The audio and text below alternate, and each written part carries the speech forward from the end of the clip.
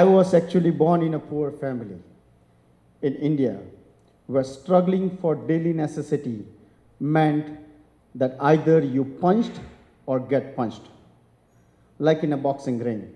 So I'll start with round one. I was raised by the school dropout parents who did not believe in a luck. They only believe in a hard work because they knew that nothing is free in this world, not even your breath. You have to let go one breath to get another one. I'm so proud and lucky that I'm piece of my parents. Despite of being a poor, I got excellent grade. I wanted to become a professional cricketer, but then my father, he said that become a doctor or engineer, so you make decent money to survive. You can get the good job, you can help the communities, even you get the good girls to marry. That's how the villagers thinks back home. Well, I pursue to go to the medicine, but find out that the admission officers was asking for a bribe to let me in. Boom, punch to the head. After that, I end up studying in Ukraine as it was cheaper than paying the bribe. When I was studying in Ukraine,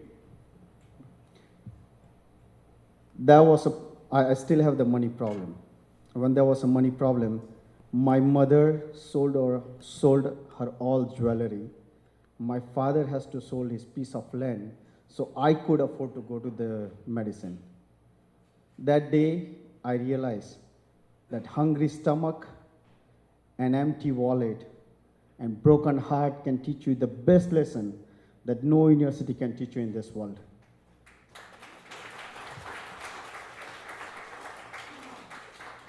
Well, 6 years later, I also discovered that there's very few occasions in everyone's life that you get tears and you are happy for the same moment. And that moment, that day, I was graduate from the medicine in 2007. I heard that Canada is in need of doctors in near future. So I immigrated here with $100,000 debt on me. Boom, that was another punch I came. I worked so hard and I paid off my debt in 6 years.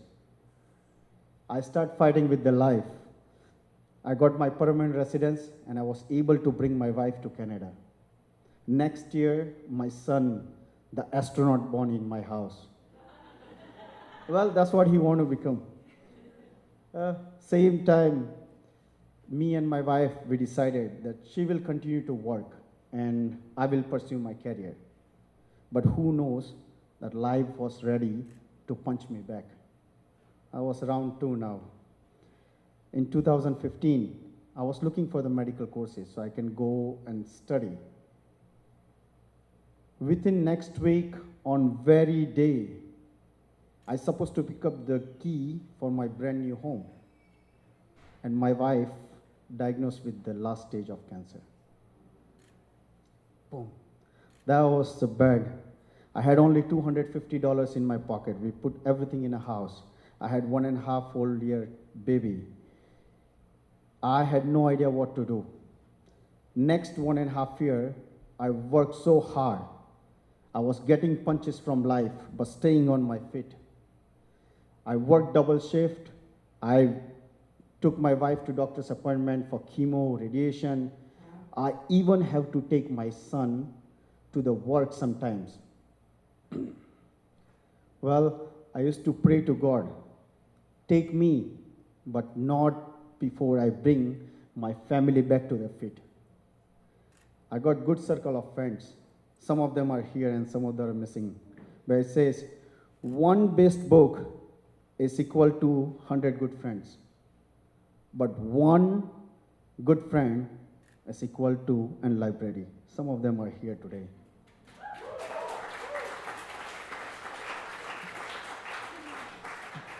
Well, my wife's condition was stabilized.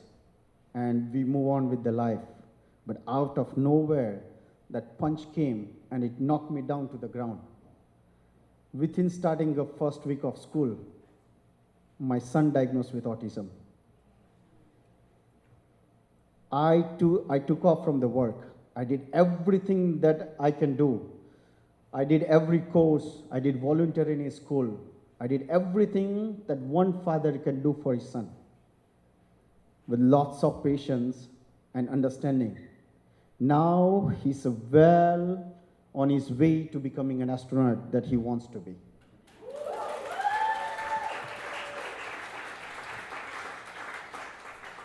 I have come to believe that not all storms come to destroy you. Some come to clear your path.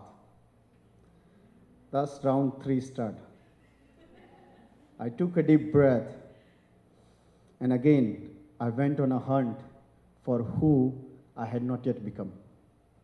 My wife was stable, my son was stable, I was stable. My work was good until that evening, 18th January 2018, I was run over by a pickup truck. And it dragged me a couple of feet. Boom. This time it was TKO, technical knockout. Life itself says L-I-F-E. Living isn't fucking easy.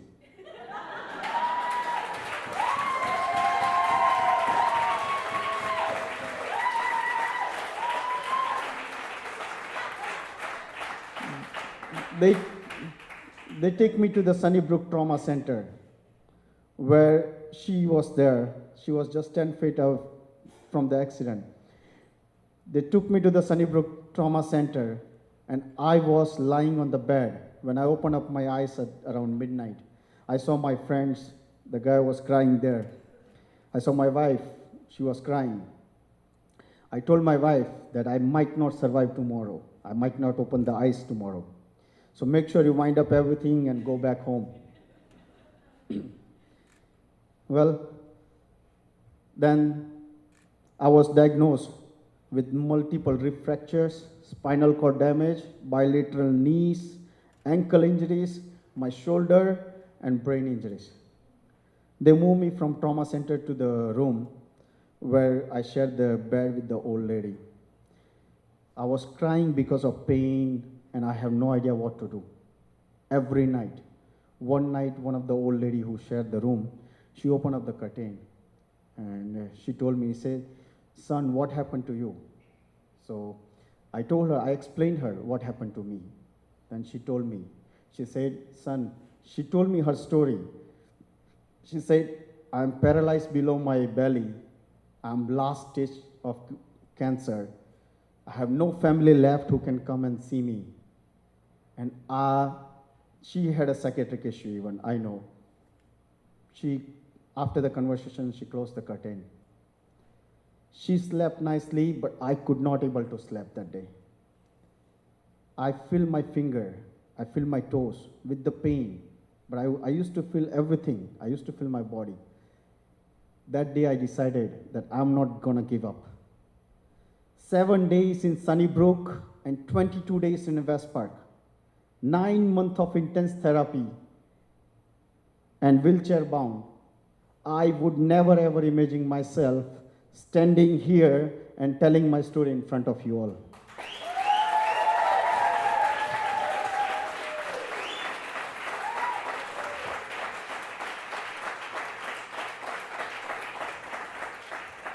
This Hitesh is different. This is not me. They used to call me Smiley Hitesh. My smile was my electricity, and my life is my battery. Every time I smile, my battery gets charged. But that's not the case anymore. This accident changed me a lot.